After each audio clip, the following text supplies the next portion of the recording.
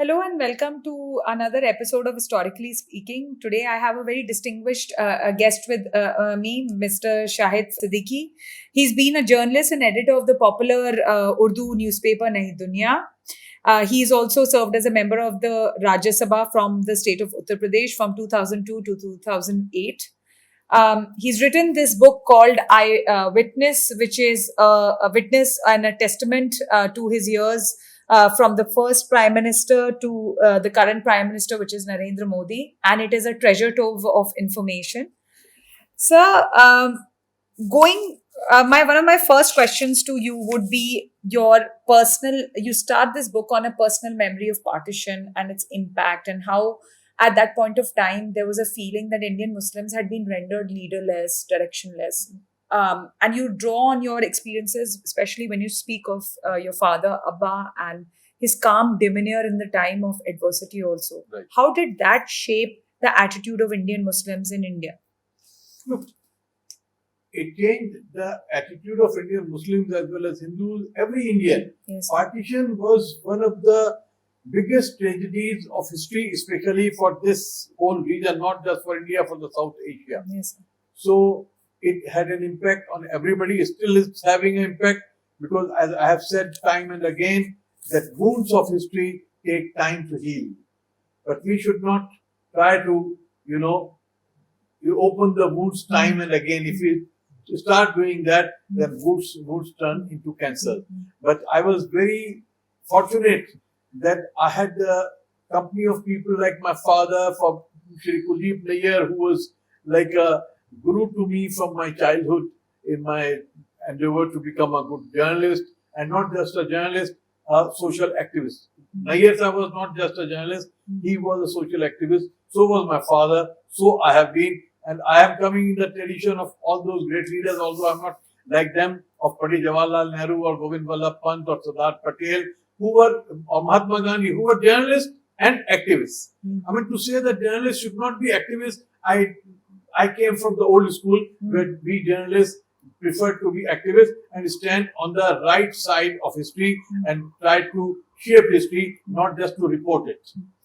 Sir, you speak of, and this came across in my book also. You speak of it as well. That is why I found it that Jawaharlal Nehru, our first Prime Minister, always used the threat of resignation every time there was a disagreement Yes. with him, whether it was with Tandonji or whether it was with Sardar Patel. Yes. Any issue, any ideological disagreement, Nehruji was always ready to resign. Yes.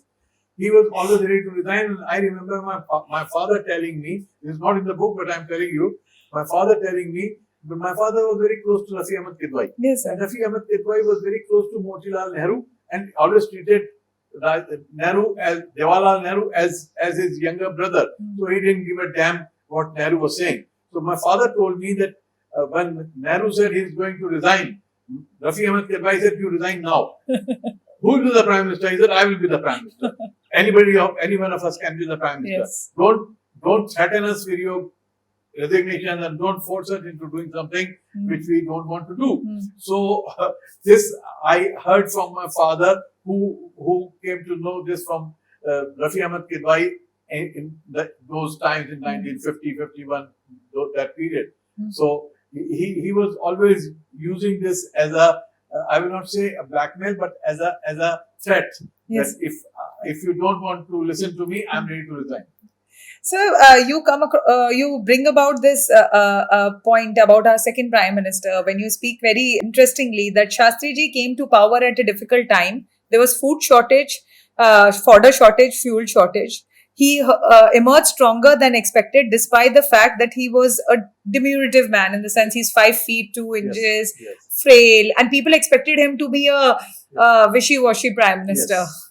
People thought that he is a compromised man because the powerful leaders like Kamraj and others wanted to have somebody from North, and Yes. especially from UP, Yes. whom they could manage and control. But Shastri was a very strong man. Lal Bahadur Shastri was a very strong man. Unfortunately, I have met all the Prime Ministers except Lal Bahadur Shastri. Oh, I did yes. not have the opportunity to meet him, but my father knew him very well and I heard his stories. And I remember those days. Those days were the most difficult days I have seen in the life of Indians after partition, after independence. There was shortage of food. I remember as a child, I used to stand in queues for hours and hours to get just a kg of sugar or atta. And sometimes after standing for 4 or 5 hours, we got nothing because it was over. So those were the difficult times. And in spite of that, Lal Bahadur Shastri faced Pakistan, gave a lesson to Pakistan, and our army was weak after 62 war with China. Yes. And there was a threat of attack from China as well. And China and Pakistan had joined hands at that point of time. And they were also backed by the Americans. And at that point, Shastri ji stood up.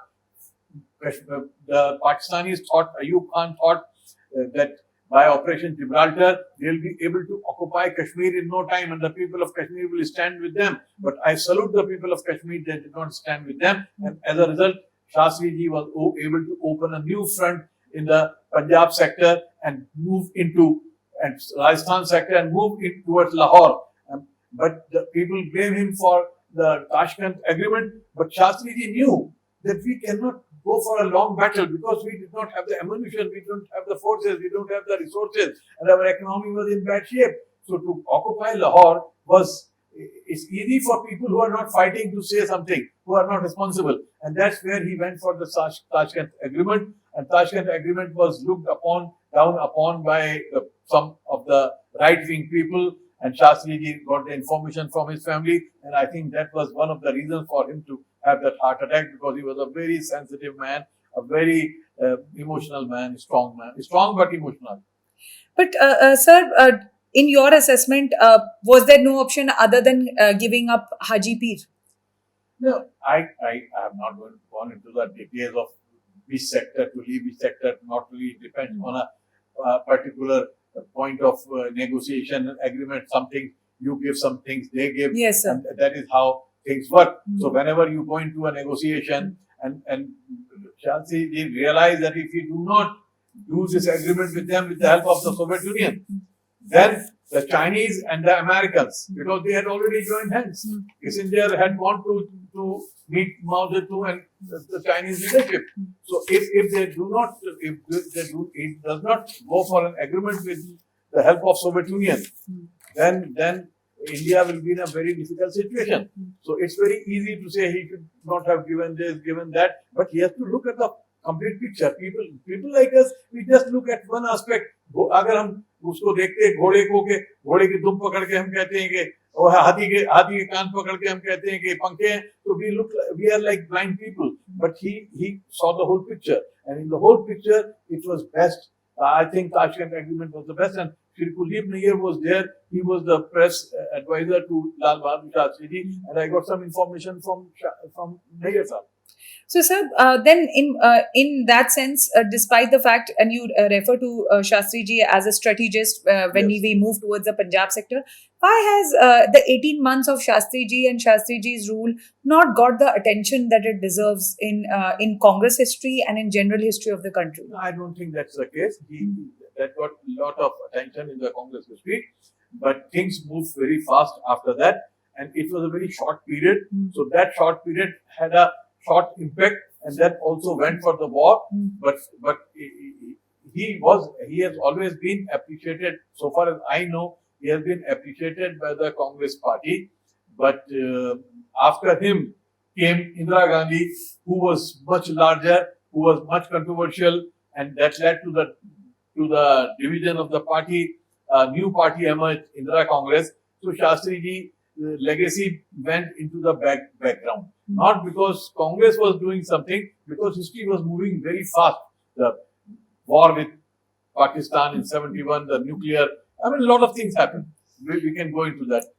Sir, speaking of Indira Gandhi, you start off with the chapters titled Gungi Gudiya, Yes. which was the name given to her. But you say that she did have rebellious, revolutionary tendencies. Yes. So, why did people think her to be Gungi Gudiya, and why could people have not foreseen it? Because she was there in the cabinet meeting, she was there in Nehru's, whenever Nehru received foreign guests, and there she was pretty much a part of that circle. To my knowledge, she remained in the background as a helper to her father.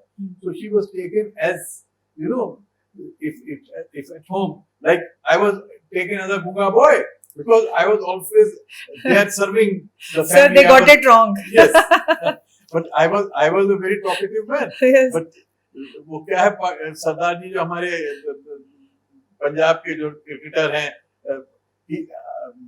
Harbhajan Singh. Not Harbhajan Singh जो अभी commentary करते हैं politician भी है anyway I was seeing that he never talked. He was very quiet, but today he's the most talkative man on any of the channels and any of the commentaries. Yes. So sir, Indraji was not very talkative. And they thought that Indraji was not very interested at that point of time. So this clique which had emerged of the old congressmen, including Kamraj, Atulya Ghosh, Nilingappa,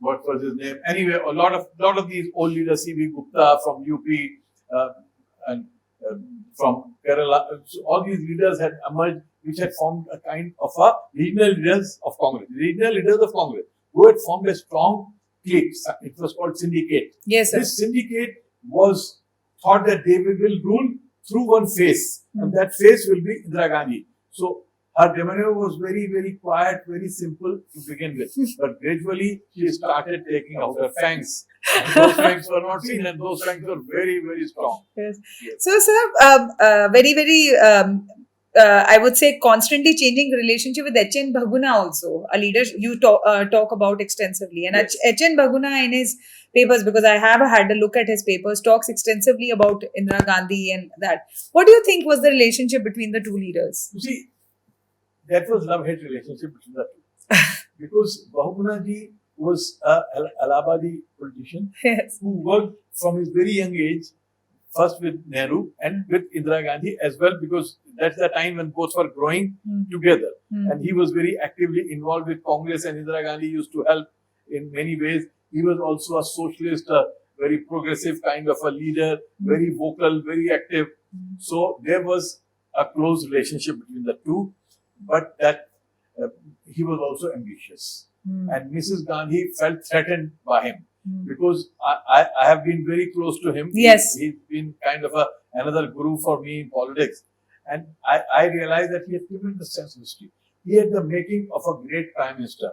But the problem was that people realized that he is too clever, too intelligent, too well informed about things.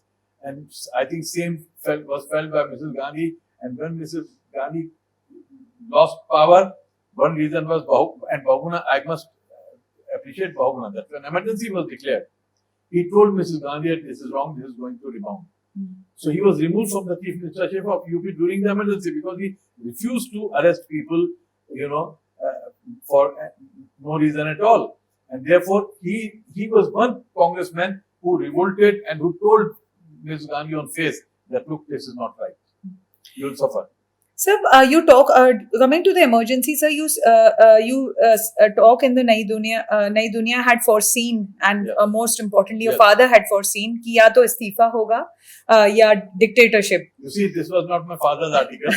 I was teaching in the university, and I was teaching the Constitution of India, and I was going through all these provisions of emergency and everything. Yes. And when the Allahabad judgment came, I wrote this front page article in Nai Dunya. that Indira Gandhi के सामने एक ही रास्ता, dictatorship या जमहूरियत. इसने इस्तीफा या dictatorship. उसका हेडलाइन था रिजिग्नेशन और dictatorship. So this issue came just a day before emergency was declared.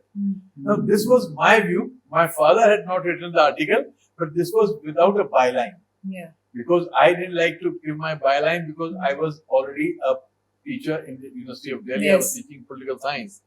So when the emergency was declared, there was tried and paper was picked up from every stall, and they went crazy that how can a news, because no other paper in the country had written so boldly about the declaration of emergency. And paper was picked up, and he was picked up at night, on the night of 25th from Nizamuddin East he used to live. He was picked up from there, and I used to live in Nizamuddin West Market where the office was, and I used to sleep in the office, and right in the work in the night. So that's when police came and surrounded, and then pre-censorship was imposed, especially on Nai Duniya, because they were terrified that what kind of paper is this? This was an Urdu paper. I mean, not a very, but in Urdu it was the largest circulated Yes. weekly even at that time. Yes. But after emergency, it reached great heights. But at that time also, we were doing very well, and that's where the top leaders got very scary that how can, when nobody has predicted, how this paper predicted this. So, but you, the Nai Duniya and you yourself, you in particular, have a very talk of sense of hurt, especially when your father, whose Yes. health is very fragile, Yes. are arrested, and you are very upset about that. Yes. How was that experience at that point of time? Did you imagine that he would be arrested? No, I didn't expect we to, because we thought he will. I thought either she will resign or she will.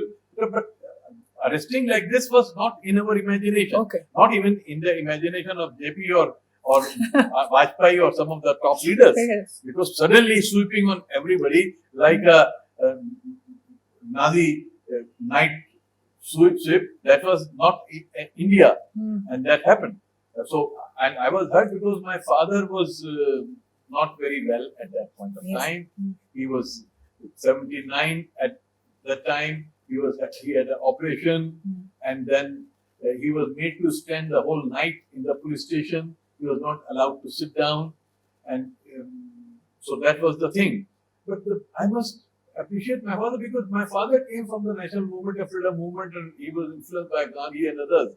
So after emergency, he was not bitter. He wasn't. That's He what wasn't you bitter said. at all. Yeah. He said, मेरी बेटी है इंदिरा गांधी, बेटियों से गलतियां हो जाती हैं. I have forgiven her. She did the wrong thing. I opposed it. It was my duty to oppose her. And he said, one thing very important he told me. He said, what has happened today, we are also responsible. He said, my generation is responsible that we did not implement that ideas of Gandhi and the freedom movement the way we wanted to. So we failed the country somewhere, and therefore Indira Gandhi was able to do it. So he held himself responsible for declaration of emergency. So there are two sub headings in your chapter on the emergency. In one place, you call her the blind queen, Yes. and the other place is the queen in exile. Yeah. So, sir, queen is a constant theme, and why? Yes. Queen is a constant thing because she had that demeanor of a queen, and she was insecure, and therefore she behaved like a queen. I'm sorry to say that, Yes. but whatever I have understand of a psychology, especially of a woman who emerges and in a world of man, and this I have seen with Mayawati, closely working with her. I have seen Mamta with even Margaret Thatcher or a Benazir. Any woman who emerges at the top in the world of man, she has to behave a bit dictatorially, keep a distance, and behave like a queen. Otherwise, they take her for granted. And that's where, and she had that style and demeanor. You must have seen her hairstyle, her dress sense, Yes. and everything. She knew what to wear, how Very to wear. authoritative. Yes, very. She used so that. But when I met her personally, I found her a very different, very simple, very soft spoken. She was very soft spoken in personal. She used to speak like a mother, and that was because I had this idea that she is a very strong dictatorial woman with very strong voice, but that was not the case. And her voice was always very, very soft. I had many occasions. But actions were completely very hard. soft. Yes. Completely. Sir आप कहते हैं, आप नसबंदी के बारे में बात करते हैं और आप टर्कमन गेट में बात करते हैं. हम दो हमारे दो संजय गांधी के वो कार्यक्रम था और उनका वो था फैमिली प्लानिंग, और जिस ब्रूटैलिटी से नसबंदी इम्प्लीमेंट की गई, आपने बोला और मैंने रिसर्च में भी आया है कि कोई भी स्ट्रीट पे चाहे वो उठाकर कर देते. सर, इमरजेंसी का जो इम्पैक्ट आया वो नसबंदी का इम्पैक्ट था या संजय गांधी के एक्सेसेस का इम्पैक्ट था या इमरजेंसी डिक्लेयर की थी इसका इम्पैक्ट था? टोटलिटी में आता है, कोई एक चीज का नहीं आता. You can isolate anything. उस वक्त बुलडोजर चले, उस वक्त फियर पैदा हुआ, और नसबंदी का गांव देहात पे आम आदमी पे ज्यादा असर पड़ा है और इनफैक्ट से ज्यादा फेयर हो गया। आदमी घर से अकेला लड़का बाहर निकलते हुए डरता था कि मुझे उठा के ले जाएंगे, मेरी नसबंदी कर देंगे, तो वो उसकी रूमर ज्यादा फैल रहा था, पेपर में कुछ नहीं छप रहा था। बट जब आप पेपर से बैन लगा देते हो तो फिर क्या होता है कि रूमर फैलते हैं, और रूमर जो है हमेशा जो जहां से शुरू होता है वहां से ऊपर उठता जाता है। तो रूमर में और नमक मिर्च लगता है और मसाला लगता है, तो वो फैल गए थे। दूसरा ये था कि डिक्टेटरशिप आई गई थी और लोग ये महसूस कर रहे थे, हेल्पलेस महसूस कर रहे थे, तो सारी चीजें मिलके लोगों के अंदर एक फीलिंग हुई कि इंदिरा गांधी ने जो किया है गलत किया, और इतने सारे लीडरों को आपने उठा के बंद कर दिया। This is not the Indian way. Indians do not accept. Indians, आपको एक चीज समझ लीजिए कि कितना पावरफुल किंग भी आया हो हिंदुस्तान में, वो चाहे अकबर रहा हो, चाहे वो औरंगजेब भी रहा हो, उसको कहीं जाके रियलाइज होता है कि मैंने खेल नहीं चल पाएगा। ये हिंदुस्तानी बहुत देर तक बर्दाश्त नहीं करता सख्ती, हिंदुस्तानी की नेचर में नहीं है। हिंदुस्तानी बेसिकली बहुत लिबरल बाय नेचर है, उसके धर्म में, उसकी संस्कृति में, उसकी सोच में जो है एक लिबरलिज्म है। तो उसको कोई वेस्ट वाला, यूरोप वाला लिबरलिज्म नहीं है, ये उसकी आत्मा का लिबरलिज्म है, जो उसके हर भगवान को भी मानता है, हर भगवान को एक्सेप्ट करता है वो। तो वही उसको लगा के, तो इसलिए इमरजेंसी के खिलाफ पब्लिक खड़ी हो गई। और फिर उनको रियलाइज हुआ, जो आप बात करते हैं अपनी किताब में, कि उनको एक टाइम आया जब इंदिरा गांधी को स्वयं लगने लगा कि जनता उनके विरोध में जा रही है। उनको इन्फॉर्मेशन छोटी छोटी मुख्तलिफ सोर्सेज से आ रही थी, क्योंकि ज्यादातर जो लोग थे वो तो डर के मारे, अफसर जो है वो तो कहता था मैडम कमाल हो रहा है, रेलवे ट्रेनें टाइम पे चली हैं, लोग बड़े खुश हैं, वो कहते हैं जी ऐसा तो अच्छा आज तक टाइम देगा ही नहीं। लेकिन जो उनके करीब के लोग थे, चाहे वो विजय लक्ष्मी पंडित हो उनकी पुपी, चाहे वो दूसरे लोग, खुद फखरुद्दीन अली अहमद जो प्रेसिडेंट थे वो बहुत नाराज थे, हालांकि उनसे आधी रात को साइन कराए थे, बाथरूम में उनसे साइन कराए थे, लेकिन वो बहुत नाराज थे और लोग नाराज थे। तो मैंने इसमें इंसिडेंट बताया एचआर भारद्वाज का, जो मिलने गए और पूछा इंदिरा जी ने कैसा चला, उन्होंने कहा बहुत अच्छा चला है। तो नाराज हो गए कि तुम लोग बकवास करते हो, मुझे सच्ची बात नहीं बताते हो, लोग बहुत नाराज है। फिर इन्होंने बताना शुरू किया, तो इंदिरा जी ने कहा ये ज्यादा देर नहीं चलेगा। She had realized that Sanjay is going, roughshod over everything, and this is not the way she wanted it. She thought it will be a temporary, and I believe that she knew that this was a temporary thing, so it can't go on forever. पर आप कहते हैं कि dumpy Ahmad कहते हैं कि संजय उत्तर प्रदेश के मुख्यमंत्री बनना चाहते थे, पर क्या ये डंपी अहमद का मानना है या आप भी इस बात को मानते हैं? नहीं, डंपी अहमद का तो मुझसे अब कहा है, मेरे ब्रदर जो काफी क्लोज हो गए थे एचआर भारद्वाज से, उनकी बचपन की दोस्ती थी, जो लॉ मिनिस्टर थे, वो संजय गांधी के सारे केसेस कर रहे थे उसी वक्त। मुझे, मैं तो तब की बात बता रहा हूँ, 1980 की बात मैं बता रहा हूँ, उस वक्त मुझे पता लगा था कि संजय गांधी चीफ मिनिस्टर बनना चाहते हैं उत्तर प्रदेश के, और इसीलिए मैंने अकबर डंपी से पूछा कि इसकी क्या सच्चाई है, तो अकबर डंपी ने मुझे डिटेल बताई। तो संजय बनना चाहते थे कि यूपी का, उनकी मानना ये था कि कल को मुझे प्रधानमंत्री बनना है तो यूपी मेरे हाथ में होना चाहिए, नंबर 1। नंबर 2, मेरी एक तरह की ये रिहर्सल होगी प्रधानमंत्री कुर्सी लेने के लिए, तो यूपी से मैं आऊंगा। लेकिन मिसेस गांधी ने डांट के उन्हें कह दिया कि मुझे तुम्हारी यहाँ जरूरत है, तुम अभी, क्योंकि मिसेस गांधी को अंदाजा था कि भाई अगर अभी तो मैं वापस आई हूँ, इल्जाम सारा ये था कि संजय ने गड़बड़ की है, अब मैं संजय को चीफ मिनिस्टर बना दूंगी तो बड़ी मुश्किल होगी। लेकिन ज्यादातर चीफ मिनिस्टर संजय की मर्जी से बने, इंक्लूडिंग वीपी सिंह। और वीपी सिंह इसलिए बने कि मिसेस गांधी ने संजय से कहा कि जो तुम्हारी निगाह में, जो तुम्हारा बिल्कुल अंगूठा छाप हो ना, जैसा खड़ाओं हो तुम्हारी, उसको, उसका नाम दिया तो उसको बना दूंगी। तो इन्होंने कहा खड़ाओं कौन हो सकता है, अंडी तिवाड़ी नहीं हो सकता, बहुगुणा से तो खैर बिगड़ी गई थी, और कोई नहीं हो सकता, तो कौन हो सकता है, वीपी सिंह हो सकता है। उसको राजा कहते थे, राजा मांडा, कि राजा मांडा को बना दो, ये सही रहेगा, ये हमारी मर्जी से काम करेगा। तो राजा मांडा एमर्जी इसलिए किए थे कि राजा मांडा हाथ जोड़ के संजय के पीछे चलते। बट सर, आप एक और चीज कहते हैं, जो आप जनता पार्टी के जो साल हैं उसको आप कहते हैं कि जनता डिजास्टर, कहते हैं कि जनता पार्टी इसलिए फेल हुई क्योंकि वो ऑब्सेस्ड थी इंदिरा गांधी से और मोरारजी देसाई। नहीं, मेरे फेलियर की बहुत सारी वजूहत थी। एक तो ये कि वो ओवरनाइट बनी थी, कोई आइडियोलॉजिकल उसकी बेसिस नहीं थी, लेफ्ट राइट सब साथ आ गए, बीजेपी भी आ गई। अब उसमें उस वक्त उन्होंने सोचा था कि भाई ये बीजेपी के हैं, ये आरएसएस से कनेक्टेड है। दूसरी बात ये थी कि जो आपने सबसे बड़ा मेरे हिसाब से जो रीजन था वो मोरारजी को चीफ प्राइम मिनिस्टर बनाना था। हाँ जी। क्योंकि मोरारजी बहुत सख्त नेचर के आदमी थे, मोरारजी किसी की सुनते नहीं थे।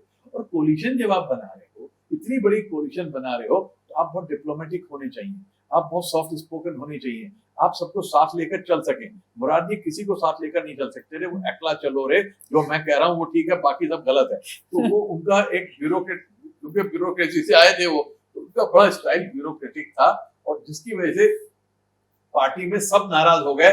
सबसे ज्यादा चौधरी चरण सिंह नाराज हो गए, राजनारायण नाराज हो गए, मधुलिमाएं बहुत ज्यादा उनसे नाराज हो गए, बाबू जगजीवन राम नाराज हो गए। हर आदमी नाराज था और हर आदमी उन्हें गाली दे रहा था, और वो सबको गाली दे रहे थे। तो रोज सुबह को अखबार में हम देखते रहे आज किसने किसको गाली दी। तो उस जो पीरियड था, तो नतीजा हुआ कि 2 साल में जनता का मन उड़ गया इस जनता पार्टी से, और जनता ने कहा कि ये तो बिल्कुल बर्बाद है, और इकोनॉमी बिल्कुल आपके नीचे बैठ रही थी, डेवलपमेंट सारा रुक गया था। तो इस हालत में डिजास्टर तो था, मैंने इसीलिए कहा कि जनता डिजास्टर था। और मेरा अपना मानना है कि अगर बाबू जगजीवन राम प्राइम मिनिस्टर बन जाते, कोई चौधरी चरण सिंह प्राइम मिनिस्टर बन जाते, तो शायद ये इंदिरा गांधी वापस ना आ पाती। तो इंदिरा गांधी के वापस आने की वजह 1980 में ये थी कि जनता, मोरारजी भाई फेल हो गए पूरी तरह से एज प्राइम मिनिस्टर। सर, जब वो वापस आती हैं तो आप कहते हैं she comes back as not as Nehru's daughter but as Sanjay's mother. Yes, ये स्टेटमेंट को थोड़ा आप एक्सप्लेन करेंगे? हाँ, बिल्कुल, बहुत मेरा प्रेग्नेंट स्टेटमेंट है ये। यस। कि वो प्राइम मिनिस्टर बनी थी क्यों? नेहरू की बेटी के तौर पे। हाँ जी। और उनकी सोच जो थी वो नेहरू से इन्फ्लुएंस थी, डेमोक्रेसी, सोशलिज्म, नॉन अलाइनमेंट, ये सारी चीजें। अब जब वापस आती हैं, संजय ने लड़ाई लड़ी थी सड़कों पे, संजय ने लाठियां खाई थी। संजय और अकबर डंपी और इनका जो ग्रुप था, वो यूथ कांग्रेस का और मेनका गांधी, ये उनके लिए काम कर रहे थे। संजय ही ने षड्यंत्र किया था राजनारायण के साथ मिलके, जब सरकार गिरी थी और चौधरी चरण सिंह प्राइम मिनिस्टर बने थे, वो भी संजय का खेल था, षड्यंत्र था। बाबू जगजीवन राम को रोका था फोटो छाप के सूर्य में, उनके बेटे जगजीवन राम के बेटे सुरेश राम के, ये भी संजय का खेल था। तो जब वो वापस आई हैं, तो संजय पे बहुत ज्यादा डिपेंडेंट हो गई थी। अब वो संजय की माँ थी, और मेरा यहाँ पे उससे मतलब ये है कि now she was not that kind of democratic leader. He was not with the ideology of Nehru, rationality of Nehru. He was with the strong and dictatorial, authoritarian mind of Sanjay Gandhi. So he had come back, and now the problem was that he could not be authoritarian again, but Sanjay was. But unfortunately, Sanjay went away very early, and that's where things brought in Arun Nehru, and Arun Nehru started doing everything Sanjay wanted to do, but without the authority of Sanjay. But sir, एक chapter का नाम है Chronicle of a death foretold. जी, आपने इस chapter का ये नाम क्यों रखा है? ये तो ऐसा होता है कि मतलब अच्छा लगा मुझे, क्योंकि नॉवेल मैंने इन्फ्लुएंस बहुत किया था, लेकिन ये था कि ये दो जो डेथ्स हुई, हाँ जी, संजय गांधी और मिसेस गांधी की, इसकी फोटोल इसलिए मैंने कहा कि जो गेम ये खेल रहे थे, जो गेम कश्मीर में खेल शुरू किया मिसेस गांधी ने, इशारे पर अरुण नेहरू ने खेला, तो आपने कश्मीर को पूरे को बिगाड़ के रख दिया। वहां पे हिंदू मुस्लिम करके जो जम्मू को और कश्मीर को आपस में लड़ाया, और हुर्रियत वहां पे जो उभरी और सारा कुछ हुआ, मैनिपुलेशन हुआ, फारूक अब्दुल्ला की गवर्नमेंट जो इलेक्ट होके आई थी बड़े मैसिव वोट से, उसको आपने गिरा दिया। पंजाब में जो खेल खेले गए, भिंडरावाला को पहले उठाया गया, फिर भिंडरावाला को दबाया गया, और जो फोर्सेस गई अंदर, ये सारे जो गेम हो रहे थे, इसमें संजय की डेथ तो एक्सीडेंटल है, लेकिन मिसेस गांधी की डेथ तो एक्सीडेंटल नहीं है। एक्सीडेंटल भी उसमें अकबर डंपी का कहना है कि संजय की डेथ के पीछे फोर्सेस थी, इंटरनेशनल फोर्सेस थी। उसने तो खुल के केजीबी का नाम लिया कि रशिया दुखी था कि इंदिरा गांधी के ऊपर इन्फ्लुएंस अब संजय का है। अब नेहरू वाली इंदिरा गांधी नहीं है, अब संजय वाली इंदिरा गांधी है, और वो एंटी कम्युनिस्ट हैं, वो रूस की लॉबी के खिलाफ हैं, वो अमेरिकन लॉबी के साथ जाना चाहती हैं, क्योंकि जो संजय का माइंड था वो एक जो बिजनेस इंडस्ट्रियलिस्ट का, एक कैपिटलिस्ट का माइंड था, और एक वेस्टर्नाइज्ड माइंड, मतलब आज लड़का वो बहुत अनवेस्टर्नाइज्ड था, प्योर वेजिटेरियन, सिगरेट नहीं पीना, शराब नहीं पीना, कोई गलत काम नहीं करना, सुबह 8 बजे खाना खा ले, 7 बजे खाना खा लेना, 8:30 बजे सो जाना, इतना मतलब वो पर्टिकुलर था संजय, लेकिन उसकी जो सोच थी वो ये थी कि कम्युनिस्टों के साथ नहीं चलना चाहिए, नुकसान होगा, तो ये आरोप है। और मिसेस गांधी की जो डेथ हुई वो आपको आप सबके सामने है कि जो बोया था वो काटा, हालांकि उसका हमें तो बहुत शौक लगा, बहुत तकलीफ हुई और बहुत गलत था वो आपने लिखा हाँ, भी है। लेकिन ये कि उसके बाद जो 84 के रॉयट्स हुए वो भी तकलीफ दे थे, तो ये बहुत बुरा चैप्टर है हमारे इतिहास में। जिस तरह 47 का एक जख्म था, वो जख्म ये भी एक बहुत बड़ा गहरा जख्म है जिसको भरने की कोशिश कर रहे हैं आज तक हम लोग। सर फिर मूविंग ऑन टू, एक आपने संजय गांधी की बात की है, moving on to the other son of Mrs Indira Gandhi, जिसको आप कहते हैं कि आप संजय बारू से डिसएग्री करते हैं, एक्सीडेंटल प्राइम मिनिस्टर आप कहते हैं राजीव गांधी थे। तो ये काफी इंटरेस्टिंग ऑब्जर्वेशन है। तो आपको जो आपके एक्सीडेंटल प्राइम मिनिस्टर हैं उनके बारे में आपका क्या कहना है?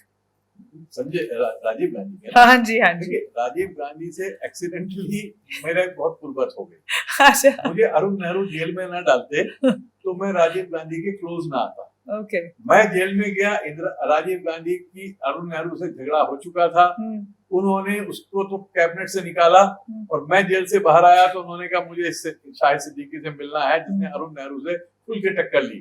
और वहीं से राजीव की मेरी दोस्ती हुई, हालांकि प्रधानमंत्री थे उस वक्त, मैंने उनका विरोध दोस्ती के बावजूद बहुत किया, लेकिन मैंने करीब से जाके देखा उनको राजनीति में बिल्कुल इंटरेस्ट नहीं था। वो कोई कुर्सी लेना नहीं चाहते थे, वो एमपी भी नहीं बनना चाहते थे। लेकिन अगर संजय की डेथ ना होती, आपको देखिए मजे की बात बताऊं ना कि संजय की डेथ से पहले मिसेस गांधी ने 1980 में 2 जगह से लड़ा था, एक रायबरेली से और एक चिकमगलुर से। तो अब एक सीट छोड़ दी थी तो उन्होंने रायबरेली छोड़ दी, चिकमगलुर ले ली। लेकिन रायबरेली से जो छोड़ा तो उसमें ये था कि यहाँ पे कोई फैमिली का आदमी लड़ ले। तो उस वक्त मेरी इंफॉर्मेशन ये है कि मिसेस गांधी ने राजीव से कहा कि तुम लड़ लो वहां से। राजीव रिफ्यूज्ड। राजीव ने कहा मैं नहीं लड़ूंगा, मुझे बिल्कुल आपकी पॉलिटिक्स में कोई इंटरेस्ट नहीं, मुझे दूर रखो, मैं अपना जहाज उड़ा रहा हूँ, अपनी बीवी बच्चों के साथ खुश हूँ।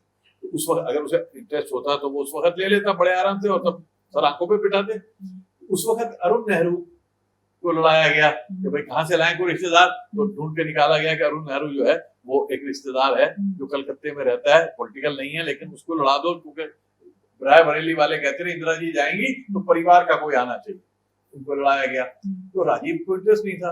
संजय की डेथ अगर ना होती, एक्सीडेंट ना होता, इसलिए मैं कह रहा हूँ एक्सीडेंटल प्राइम मिनिस्टर, अगर संजय का एक्सीडेंट ना होता तो राजीव गांधी अमेठी से एमपी न बनते, वो न लड़ते, वो अमेठी से एमपी बन गए। एमपी बनने के बाद भी मुझे भारद्वाज साहब ने ये बात बताई, और तो संजय राजीव से जब मेरी बातें हुई तो राजीव ने मुझे बताई कि मिसेस गांधी ने हमसे ये कहा कि तुम लोग जाके जरा राजीव के पास बैठा करो, उससे थोड़ी पॉलिटिकल बातें किया करो, उसे पॉलिटिक्स में इंटरेस्ट दिलाओ। तो ये लोग गए राजीव के पास, राजीव नाराज होकर बोले मुझे ये सब तुम्हारी पॉलिटिक्स में इंटरेस्ट नहीं, भाग जाओ, मैं तुम लोगों से बात नहीं करना चाहता, जाओ अरुण नेहरू के पास जाओ, मिसेस गांधी के पास जाओ, मुझे कोई इंटरेस्ट नहीं है। तो राजीव ने एमपी बनने के बाद भी कोई इंटरेस्ट नहीं लिया। थोड़ा बहुत वो माँ के कहने से इधर उधर चले जाते थे, लेकिन उनको कोई ना तो प्रधानमंत्री बनना था ना एमपी बनना था। लेकिन अब अचानक मिसेस गांधी का असैसिनेशन होता है, उस वक्त वो कलकत्ता में थे, वहां से भाग के आते हैं। तो ये बात मुझे संजय सिंह अमेठी वाले ने बताई कि उन्होंने कहा कि मैं उसे लूंगा, मेरी माँ मर गई, तुम लोग प्रधानमंत्री बनो। उन्होंने बड़ा शॉक में थे, ही वाज शॉक, इधर no I am not interested.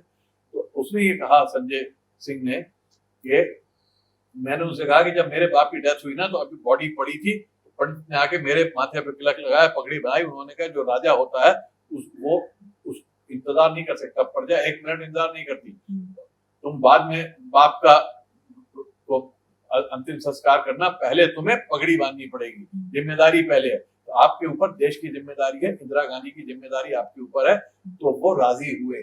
और उस बीच में ज्ञानी जैल सिंह ने ये कह दिया था इंटरिम प्राइम मिनिस्टर बनाऊंगा, और कौन बनेगा, Arun Nehru interim prime minister बनेंगे। दोनों की अंडरस्टैंडिंग हो गई थी।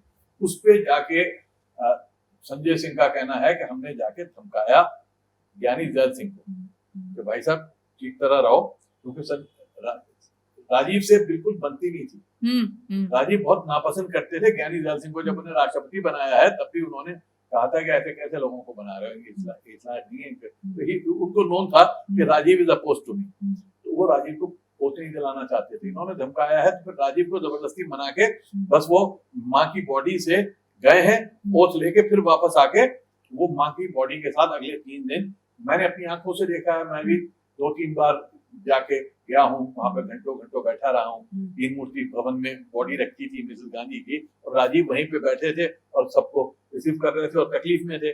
उन्हें जब इन्फॉर्मेशन मिली कि रॉयट्स हो गए, दूसरे तीसरे दोस्तों ने बताया, बाकी इन्फॉर्मेशन उनपे नहीं आ रही थी, कोई अफसर जाके नहीं बता रहा था कि ऐसा हो रहा है, क्योंकि वहां तो माँ की बॉडी के साथ थे। तो वो फिर गाड़ी लेके निकले हैं, और मेरे ख्याल में जो उनके दोस्त थे, क्या नाम था उनका, अरुण सिंह, और उनके साथ ये बाहर निकल के उन्होंने दिल्ली में चक्कर लगाया है। तो then he got very angry with Narasimha Rao, who was the Home Minister, and with Arun Nehru, who was working as the de facto Prime Minister.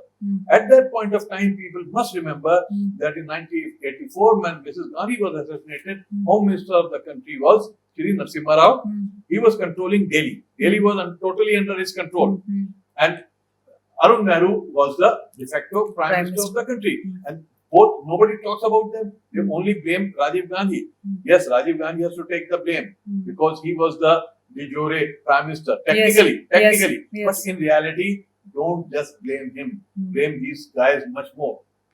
Sir, there is, before we come to Narasimha Rao, हम बात करेंगे VP Singh की, जिनको आप pendulum years कहते हैं, उनके कार्यकाल को आप पेंडुलम ईयर्स कहते हैं। जी। वीपी सिंह का जो हमारे देश में जिस तरीके से याद किया जाता है, एक तो मंडल कमीशन में याद किया जाता है, और उनकी डिस्ट्रप्टिव पॉलिटिक्स के बारे में याद किया जाता है। आपका क्या कहना है? आप काफी कुछ लिखते हैं उनके बारे में, and you disagree with VP Singh and a lot of what he did, but आप उनका कार्यकाल कैसे देखते हैं? It was disruptive, very disruptive. उनको उनके बेस नहीं थी कोई, उनके पीछे कोई नहीं था, वो अपनी सीट नहीं जीत सकते थे। तो अब उन्हें क्या चाहिए था? उन्होंने सोचा कि मुझे चलाने के लिए 2 काम करने पड़ेंगे। एक तो मुझे हवा निकालनी पड़ेगी, जो मुलायम, लालू, ये जो पिछड़े हैं, पिछड़ों की हवा निकालनी पड़ेगी, और पिछड़ों का वोट मेरे पे आना जाए। मैं सिर्फ एक ठाकुर, क्योंकि when he was the chief minister of UP, he was known as Thakur chief minister. और उस वक्त जो है अलग अलग फिगर्स हैं, लेकिन कितने लोग मारे गए, उसने एनकाउंटर बहुत कराए थे। हाँ जी। एनकाउंटर बैकवर्ड के और माइनॉरिटीज वालों के ही हुए थे ज्यादातर encounter. He was known as encounter chief minister. He behaved like a Thakur, so he behaved like a Thakur, and now he had to behave like a prime minister, backward, क्योंकि support की, उसकी सपोर्ट बेस जो थी वो backward की थी। तो उन्होंने ये अचानक, उन्हें लगा कि मेरे अगेंस्ट देवीलाल भी हो गए, मेरे अगेंस्ट चंद्रशेखर भी हो गए, चंद्रशेखर ने लालू और मुलायम को भी अपने साथ कर लिया है और मुझे हटाने की तैयारी है। तो उन्होंने अचानक पत्ता फेंका अपने रहने के लिए मंडल का। उस पत्ते के नतीजे में सारा देश हिल गया, और उसका नतीजा क्या हुआ कि बीजेपी जो सपोर्ट कर रही थी, तो बीजेपी को लगा कि अगर हम मंडल को एक्सेप्ट कर लेंगे तो हमारी जो अपर कास्ट बेस है पैरों से निकल जाएगी। तो उन्होंने फिर कार्ड खेल दिया कमंडल का, मंदिर। तो उन्होंने इनसे कहा क्या, फिर तो हमें मंदिर का खेलना पड़ेगा। उन्होंने कहा खेलिए, आप मंदिर का खेलिए, हम उसको भी देख लेंगे। He assured, to my knowledge, he assured Advani and Vajpayee कि मेरी बातचीत चल रही है through Subodh Kant Sahay and others, मैं मंदिर बनवा दूंगा और मुसलमानों को भी मना लूंगा, मुसलमान मुझे मानते हैं, मैं राजी कर लूंगा, मंदिर बनवा दूंगा, मंदिर का काम शुरू हो जाएगा और आप थोड़ा दबाव बनाइए। तो ये जब यात्रा शुरू हुई, रथ यात्रा अडवाणी जी की, तो उन्होंने बड़ी चालाकी की। और चालाकी क्या की कि उन्होंने नेशनल इंटीग्रेशन काउंसिल की मीटिंग चेन्नई में बुला ली। नेशनल इंटीग्रेशन काउंसिल की मीटिंग का मतलब क्या होता है, देश में बहुत सारे लोगों को पता नहीं। उसका मतलब होता है कि देश के सारे टॉप लीडर्स और सारे चीफ मिनिस्टर्स वहां मीटिंग में मौजूद रहेंगे। तो 2 दिन की मीटिंग में सारे पहुंच गए चेन्नई। इधर से रथ यात्रा शुरू हो गई, गुजरात से, सोमनाथ से। अब वहां पे मैंने खड़े होकर सबसे पहले मैं बोला था, मैं नेशनल इंटीग्रेशन काउंसिल का मेंबर था, और मैंने कहा कि अगर आज हम जाके नहीं रोकेंगे अडवाणी जी को, तो फिर ये यात्रा जो है पूरी यात्रा में बदल जाएगी और फिर हमें बहुत मुश्किल होगा इसको रोकना। इसके कॉन्सिक्वेंसेस बहुत बुरे होंगे और अभी हमें यहाँ से फैसला करना चाहिए और हम सबको यहाँ से जाना चाहिए और अडवाणी जी के रथ के सामने बैठ जाना चाहिए देश के सारे लीडर्स को कि भगवान के लिए इसको आप रोक लीजिए और फिर रास्ता हम बातचीत के जरिए रास्ता निकालें, मंदिर मस्जिद का हल बातचीत के जरिए हम निकालें, वो होगा। लेकिन उस वक्त मुझे याद है कि वीपी सिंह ने अपने, उनका नॉर्मल स्टाइल होता था थोड़ा भूल गया सा, बोले देखिए ये तो सद्भावना की यात्रा है, आपसे हम सहमत हैं, इस तरह से बहुत ऐसे बोलते थे वो। और देखिए नहीं, सद्भावना है, मोहब्बत का सफर है, मोहब्बत के रास्ते पे निकल रहे हैं। तो वो वहां से निकला। उन्होंने अडवाणी को ये दिलाया कि देखो तुम दिल्ली आके, दिल्ली से बाई ट्रेन, यूपी से मत निकालो, बाई ट्रेन चले जाओ बिहार। और मुलायम ने कहा कि मैं इन्हें अरेस्ट करूंगा रास्ते में। इन्होंने मुलायम से कह दिया अरेस्ट करेगा तो तेरी सरकार गिर जाएगी और बीजेपी विड्रॉ कर लेगी। बीजेपी की सपोर्ट से थी मुलायम की सरकार उस वक्त, तो मुलायम डर गए, उन्होंने पीछे हटा लिया। ये पहुंच गए बिहार। अब बिहार से इनको एंटर करना था यहाँ पे और आना था अयोध्या, लेकिन वहां पे लालू ने इनकी बात नहीं मानी और इनके दुम पे पैर रख दिया। नतीजा क्या हुआ कि अडवाणी जी वहां पर पकड़ लिए।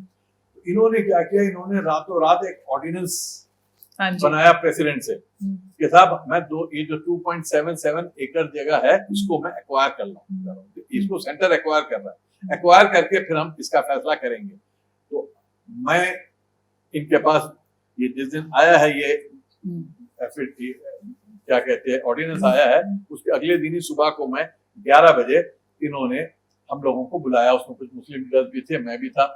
तो उन्होंने कहा कि देखिए ये मैंने, आप डरिए मत, मैं इसको एक्वायर करके आप लोगों का हिसाब से मस्जिद भी बनवा दूंगा, मंदिर भी बनवा दूंगा। मैंने कहा आप क्या बात कर रहे हैं, कुछ नहीं होने वाला, आप एक्वायर कर लेंगे, कल को आपकी सरकार नहीं रहेगी, दूसरी सरकार आ जाएगी, वो क्या करेगी, तो हम इस पर सहमत नहीं है।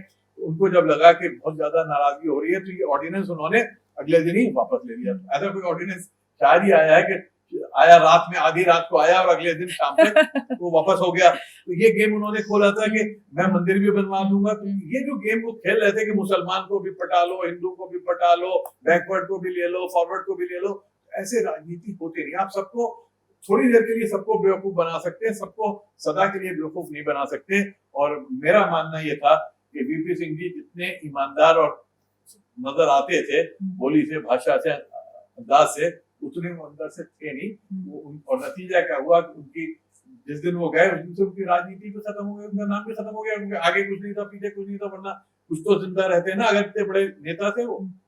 तो उसी पॉइंट में आप एक और क्रिटिसिज्म ऑफर करते हैं, वो है नरसिम्हा राव का, जो आप कहते हैं डिसाइसिव इन हिज इनडिसिजंस। सो ये एक बहुत इंपॉर्टेंट लाइन है, क्योंकि उनकी इंपॉर्टेंट लाइन थी राव साहब की, थी कि इनडिसिजन इज आल्सो अ डिसीजन। तो इन द कॉन्टेक्स्ट आप इसको कैसे कॉन्टेक्चुअलाइज करते हैं नरसिम्हा राव को? नरसिम्हा राव को मैं ऐसे करता हूँ कि नरसिम्हा राव ने बड़ी, मैं समझता हूँ कि बहुत ही इसको कहते हैं वाइज, इंटेलिजेंट, लेकिन साथ में इमोरल प्राइम मिनिस्टर थे। उनके लिए मॉरलिटी, सत्ता में कैसे आए, सत्ता में कैसे रहे, सत्ता को कैसे चलाएं, वो बेसिक मॉरलिटी थी। तो उनके यहाँ ये था कि बहुत सारे सवाल ऐसे हैं कि उन पर फैसला न करो तो समय अपने साथ उसका फैसला इधर या उधर करा देता है, आप उसकी जिम्मेदारी न लो। तो अयोध्या के मामले में, लेकिन अयोध्या के मामले में मेरा मानना यह है, क्योंकि मैं उस वक्त उनसे बहुत करीब से मिला हूँ, मतलब शायद ही कोई दूसरा, मेरे ख्याल में पत्रकार तो कोई ऐसा होगा नहीं है जो, क्योंकि मैं उनकी कांग्रेस पार्टी के अंदर मैं इम्पोर्टेंट एक मेरी हैसियत थी और नेशनल इंटीग्रेशन काउंसिल का मेंबर भी था। और जब नेशनल इंटीग्रेशन काउंसिल की मीटिंग हुई 24 नवंबर 92 को, उसमें हमने सबने उनको सत्ता, ये पावर दे दी थी कि आप डिसमिस कर दीजिए कल्याण सिंह की गवर्नमेंट। उन्होंने कहा था मुझे दे दीजिए पावर, क्योंकि कैबिनेट से डिसीजन होगा, आप लोग डिसीजन नहीं ले सकते, आप रेजोल्यूशन कर दीजिए। रेजोल्यूशन कर दिया गया, सिर्फ बीजेपी ने अपोज नहीं किया, बीजेपी ने वॉकआउट किया। उसके बाद इन्होंने डिसमिस नहीं किया। अब पहली तारीख आ गई, मैं राव साहब के पास गया प्रधानमंत्री के, कि आप डिसमिस क्यों नहीं कर रहे हैं, डिसमिस कीजिए। बोले सुप्रीम कोर्ट में है, सुप्रीम कोर्ट से हम फैसला ले रहे हैं। उन्होंने सुप्रीम कोर्ट के उसमें डाल दिया था इसको, बॉल को, कि सुप्रीम कोर्ट फैसला करेगा। सुप्रीम कोर्ट फैसला नहीं ले रहा था। अब उसके बाद मैं फिर उनसे मिला 3 तारीख को, तो उन्होंने कहा कि मैंने अर्जुन सिंह को भेजा है देखने के लिए कि वहां पे सारे इंतजाम हैं, प्रोटेक्शन है कि नहीं। और अर्जुन सिंह अभी इस समय बैठे हैं कल्याण सिंह के साथ, बीजेपी के चीफ मिनिस्टर के साथ, आप उनसे बात कीजिए। तो उन्होंने अपने स्टाफ से कहा कि फोन मिला के शाहिद साहब की बात कराओ अर्जुन सिंह से। तो ये बैठे थे नरसिम्हा राव, ये मैं बैठा था सामने, और मेरी फोन पे बात कराई गई। अर्जुन सिंह ने कहा कि हाँ मैं अभी कल्याण सिंह जी के साथ बैठा हूँ, मैं अयोध्या होके आया हूँ, अयोध्या में मैंने सारा देखा, सारा सिक्योरिटी है और ऐसा कुछ नहीं होगा, वहाँ खतरा मेरे हिसाब से नहीं है। अब मुझसे नरसिम्हा राव ने कहा देखिए अब अर्जुन सिंह कह रहे हैं तो इनकी बात को मान लीजिए आप। मैंने कहा मैं नहीं मानता और मेरे हिसाब से वहां पे अगर आपको गोली चलानी पड़ी तो मैं समझता हूँ देश के हित में, वहां अगर फोर्स से रोकना पड़ा कार सेवकों को तो वो अच्छा नहीं है, हम नहीं चाहते। मस्जिद हमें खून के बदले मस्जिद नहीं चाहिए, लेकिन वो राव साहब ने कुछ नहीं किया, इंडिसाइसिव रहे। और जिस दिन ये हुआ 6 दिसंबर को, उस दिन इनकम्युनिकेटो हो गए।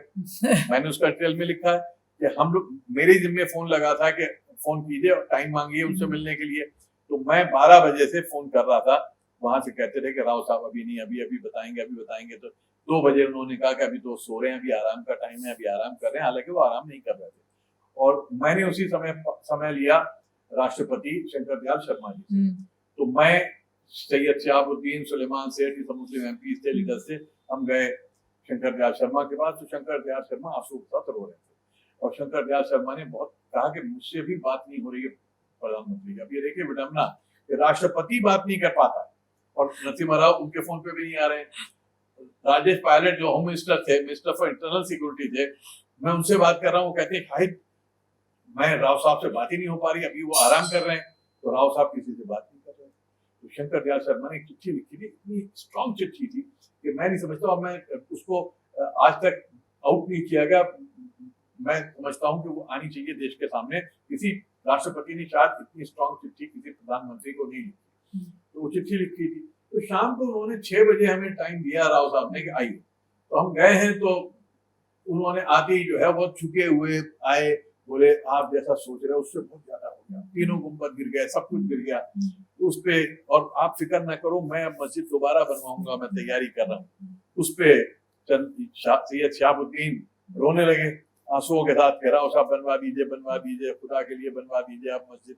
मुझे गुस्सा आया, मैंने कहा ये क्या बनवाएंगे, इन्होंने गिरवाई है, इन्होंने रोका नहीं, जब अब ये क्या बनवाएंगे, अब पॉसिबल नहीं है। मैंने कहा और ठीक भी नहीं है बनवाना, अब तो आप ऐसा कीजिए कि वहां ना मंदिर बने ना मस्जिद बने, जो गिर गई है उसके ऊपर हम लोग बैठ के फैसला करके दोनों चीजों से एक सॉल्यूशन निकाल लें। क्योंकि लेकिन वो राव साहब ने खैर अपने खेल वो खेलते रहे। तो राव साहब ने, मेरा मानना यह है कि राव साहब का गेम ये था कि मैं पूरी तरह से आजाद हो जाऊं नेहरू गांधी फैमिली के सपोर्ट से और अपने आप में लीडर में बन जाऊं।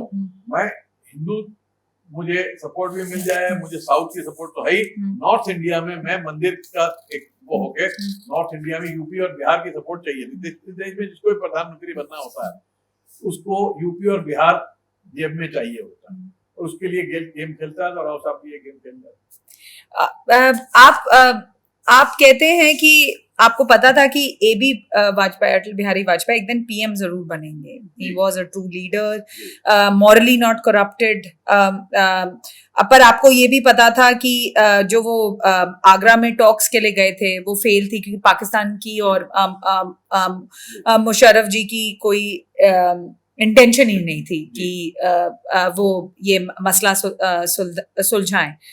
तो आप किस तरीके से असेस करेंगे कि क्या वाजपेयी जी ने ये जानते हुए वो आगरा टॉक्स में गए कि चलो ट्राई कर लेते हैं, अगर नहीं होगा देखते हैं, या उनको पता था, या उन्हें ओवर ट्रस्ट किया?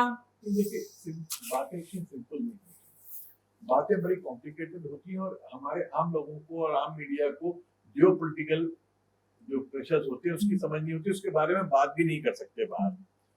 उस वक्त अटल जी के ऊपर न्यूक्लियर जो उन्होंने जो इंडिया को एक न्यूक्लियर पावर डिक्लेयर कर दिया था, और अमेरिका ने हमारे पे पाबंदियां लगा दी थी कि, और उधर पाकिस्तान ने भी कर दिया था, पाकिस्तान भी न्यूक्लियर पावर बन गया था, उसने भी दिखा दिया था कि हमारे पास उतने ही न्यूक्लियर हथियार है जितने इंडिया के पास है। और उसके बाद हमारे तो प्रेशर था उस वक्त अटल जी के ऊपर भी, और नवाज शरीफ के ऊपर भी, अमेरिका का भी, यूरोप का भी, रशिया का भी, सबका। ये और चीन हमारे ऊपर सांस ले रहा था हमारे सिर पे आके, उनका जो dragon was breathing down on us. उनका ये था कि आप लोग पाकिस्तान के साथ ठीक करो, क्योंकि आप दोनों न्यूक्लियर हो गया, उसको हम लोग कभी आपको हमारे जो हमने पाबंदियां लगाई उसे हम हटाएंगे। तो अटल जी के ऊपर भी प्रेशर था और नवाज शरीफ के ऊपर भी प्रेशर था। ऐसा नहीं था कि ये इन्होंने अचानक कहा चलो आज बस पे चलते हैं, मैं अपनी इमेज के लिए नहीं किया था। तो वो गए, और मुझे याद है हम लोग गए थे नॉन अलाइंड कॉन्फ्रेंस थी, एक क्या थी कैरेबियन में, वहां पे नवाज शरीफ भी पहुंचे हुए थे, और अटल जी की वहीं इनसे कुछ बात हुई थी। वापसी में जहाज में अटल जी ने कहा कि भाई सुनो, मैं जो है, हमें 4-6 लोगों को बुलाया उन्होंने केबिन में प्राइम मिनिस्टर के अंदर, और कहा कि देखो मैं बस लेके जा रहा हूँ, कैसा रहेगा ये। तो हमने कहा कि बड़ा विचित्र होगा, आप बस में खुद जाएंगे, उनका मैं जाऊंगा, तो लेकिन हालात तो ठीक करने हैं, दोनों मुल्क टकराव में नहीं रह सकते। उसके बाद उसको सबोटाज किया मुशर्रफ ने, कारगिल हो गया। आर्मी वहां की चाहती नहीं थी कि सॉल्व हो, आर्मी तो समझती थी कि अब हम न्यूक्लियर हो गए तो अब इंडिया से हम दो हाथ कर सकते हैं। उसके बावजूद, कारगिल होने के बावजूद और जो हालात बने, उसके बावजूद अटल जी को अंदाजा था कि हमें कुछ ना कुछ सॉल्यूशन तो करना पड़ेगा, और ये बेस्ट है कि पाकिस्तान और उधर अमेरिका जो है उसने सोवियत यूनियन मतलब अफगानिस्तान में कर दी। अमेरिका को किसकी जरूरत थी? पाकिस्तान। अमेरिका को किसकी जरूरत थी? मुशर्रफ की। अमेरिका बैक कर रहा था मुशर्रफ को। इंडिया के लिए प्रॉब्लम ये था कि सोवियत यूनियन, अब वो सोवियत यूनियन में रहा था तो रशिया हो गया था, रशिया इंडिया को उस तरह बैक करने को तैयार नहीं था। चीन जो है वो मोटा मोटी पाकिस्तान के साथ था। तो इन हालात में वो चाहते थे कि मसला हल हो जाए, और एक विजनरी भी थे। मैंने अटल जी से जितना देखा कि अटल जी में बहुत विजन था, और मैं तो हैरान एक बात से हुआ, मैंने उसका लिखा है, मैं आपको ब्रीफली बताता हूँ इंसिडेंट, इतनी सारी चीजें हैं जो मैं जल्दी जल्दी बता रहा हूँ, वो असल में सच्चाई पूरी नहीं है, आधी आधी सच्चाई बतानी पड़ रही है। कि उन्होंने मुझे 2003 में मुझे और कुलदीप नैयर को बुलाया। मैं 2002 के नवंबर में एमपी बना था, और बोले भाई पार्लियामेंट पे अटैक हो चुका था, हमसे कहा फौजें हमारी आमने सामने खड़ी थी, eye ball to eye ball. उन्होंने कहा शायद मियां जरा जाओ पाकिस्तान में देख के आओ क्या हाल है। हमने कहा हम कैसे जाएंगे, हमारा तो वीजा नहीं। बोले अरे वो सार्क का वीजा लगता है आपको, उस पर तो जरूरत ही नहीं है। तो कुलदीप नैयर भी उस वक्त राज्यसभा के एमपी थे, आप दोनों जाइए देखिए वहां पे। तो हम दोनों वाघा बॉर्डर पे, जब बंद पड़ा था सब कुछ, वहां कुली भी नहीं थे, सामान भी अपने हाथों में नैयर साहब का भी कंधे पे रख के, और हम पैदल चल के इधर से उधर गए, और वहां पे हमें गाड़ियां आई थी लेने उनकी। लेकिन वहां जाके जो हमारा वेलकम हुआ, जो पब्लिक ने अटल जी के लिए अपना फीलिंग दिखाई है, तो हम हैरान रह गए। और मैंने आके अटल जी से कहा कि अटल जी, वहां तो अगर आप इलेक्शन लड़ लें तो आप यूं इलेक्शन जीतेंगे कराची से या लाहौर से, आप इतने पॉपुलर हैं वहां पे, और आप जो है, तो अटल जी ने कहा कोई एक बात बताओ जो करने से माहौल बदल जाए। तो मैंने वैसे ही मजाक में कह दिया, मुझे पता था ऐसा हो नहीं सकता, लेकिन मैं मजाक में कह दिया, मैंने कहा अटल जी कश्मीर का मसला तो हल होगा नहीं, लेकिन पब्लिक ये कहती है कम से कम आ जा सके, जो हमारे इतना फैमिलीज बढ़ गई सब हो गया, तो एक बस चला दीजिए महीने में एक दिन, जो श्रीनगर से मुजफ्फराबाद चली जाए। तो उस पे यशवंत सिन्हा उस वक्त फॉरेन मिनिस्टर थे, तो यशवंत जी ने कहा शायद मियाँ लगता है बहुत बिरयानी कबाब खिला दिए वहां पे आपको। कुलदीप नैयर बोले अरे वो क्या खिलाएंगे, शाहिद के यहाँ ज्यादा अच्छे कबाब होते हैं। तो वो खैर बात हो गई। तो मुझे यकीन था कि इस पर कुछ होने वाला नहीं है, लेकिन एक महीने बाद अटल जी गए श्रीनगर, वहां अनाउंस कर दिया कि बस चलेगी। तो मैं हैरान हो गया कि अटल जी में ये विजन थी कि क्या करना है, कैसे करना है। तो अटल जी का कमाल था। देखिए आप मुझसे जो सवाल करती हैं, जो भी इंटरव्यू करता है, उसमें वो जो नेगेटिव बातें हैं उन पे सवाल करता है। मैंने हर एक प्रधानमंत्री की बहुत सारी अच्छी बातें भी बताई हैं, उस पर सवाल नहीं करता है। वो कंट्रोवर्शियल बातें वो होती हैं जो नेगेटिव होती हैं। सिर्फ मैं कहना चाहता हूँ पढ़ने वालों से कि किताब पूरी पढ़िए, क्योंकि मैंने हर प्रधानमंत्री ने इस देश को बहुत कुछ दिया है।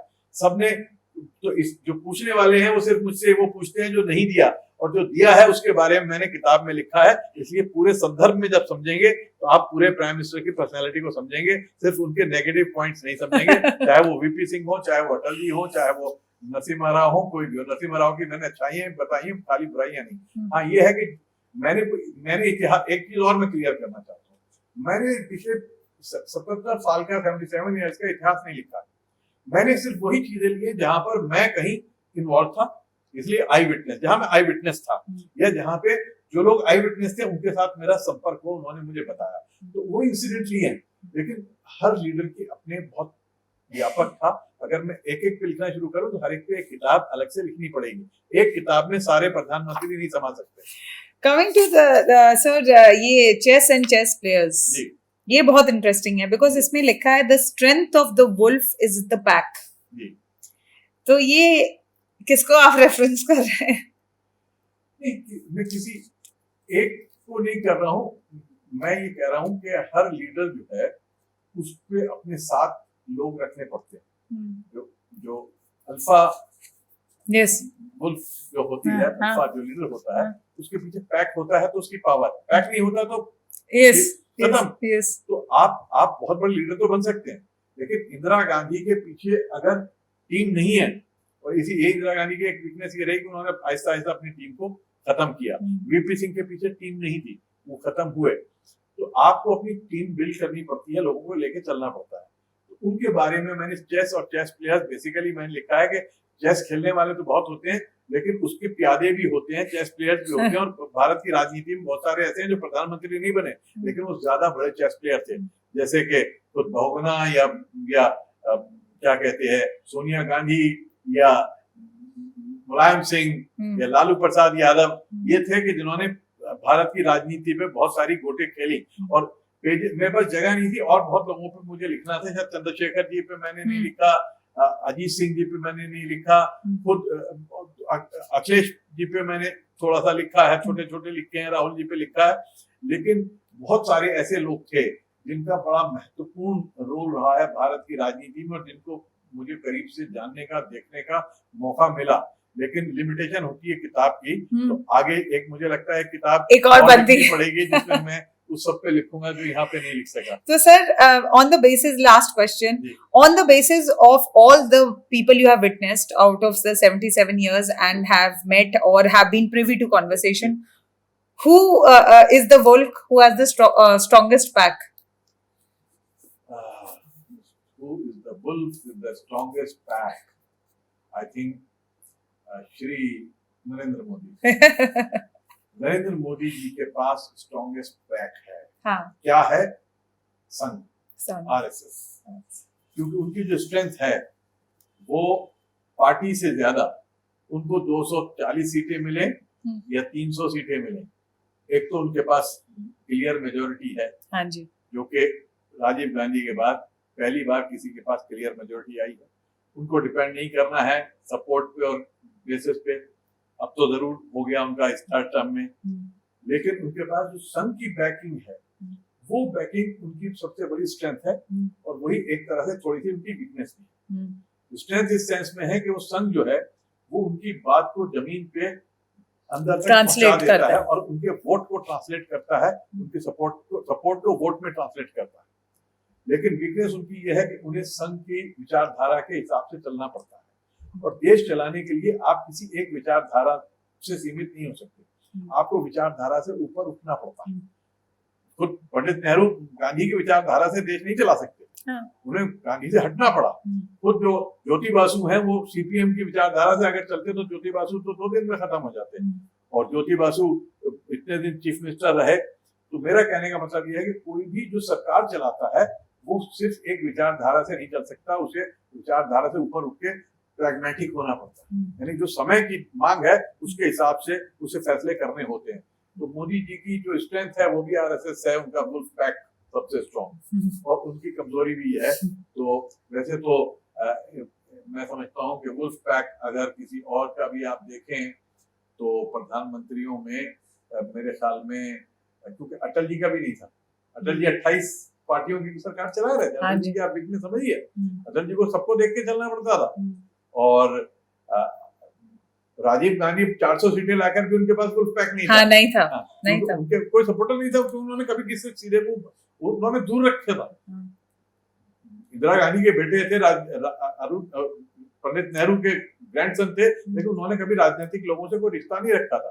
मेरे से भी दोस्ती इसलिए हुई थी कि मैं राजनीतिक नहीं था, तो मेरे साथ बैठ के उन्हें गप्पे करने में मजा आता रहा, कबाब खाने में मजा आता रहा, रात को चले जाते रहे कि लॉन्ग ड्राइव पे चलो बैठो, ड्राइव पे चलते हैं। तो वो इस टाइप के आदमी थे। तो मेरे ख्याल में पंडित नेहरू के पास भी स्ट्रॉन्ग पैक नहीं था। Hmm. पंडित नेहरू, हर लीडर जो है पंडित नेहरू के बराबर था, वो सवाल Yes, करता था। yes, yes, yes. अगर कह सकते हैं कि इंदिरा गांधी के पास थोड़ा बहुत था, Hmm. इंदिरा गांधी भी जो उन्होंने खुद ही खुद ही खत्म कर दिया था। तो अगर स्ट्रॉन्गेस्ट पैक अगर किसी के पास हुआ है हाँ, तो वो श्री नरेंद्र मोदी के पास हुआ है। और मैं उनमें से हूं कि जिसको बावजूद इसके कि मेरा असहमति थी बहुत चीजों पे मोदी जी से, हाँ. लेकिन उनसे भी मिलने का, करीब आने का, बहुत कुछ जानने का, पूछने का मुझे अवसर मिला। Thank you, sir. On that good note, thank you for taking out time. It is a fabulously well-written book, and Thank you. many congratulations to you. Thank you very much. Thank And you. I hope people will read and just not depend on the interviews, because interviews say give half the picture, not half, just few glimpses of the book. The reality demands that you read everything in a context. I would urge our people who are watching us and going to join us on our telecast, please do get your copy of the book. It's available in all bookstores and as well as online. It is a must read to understand the politics that shaped India. Thank you.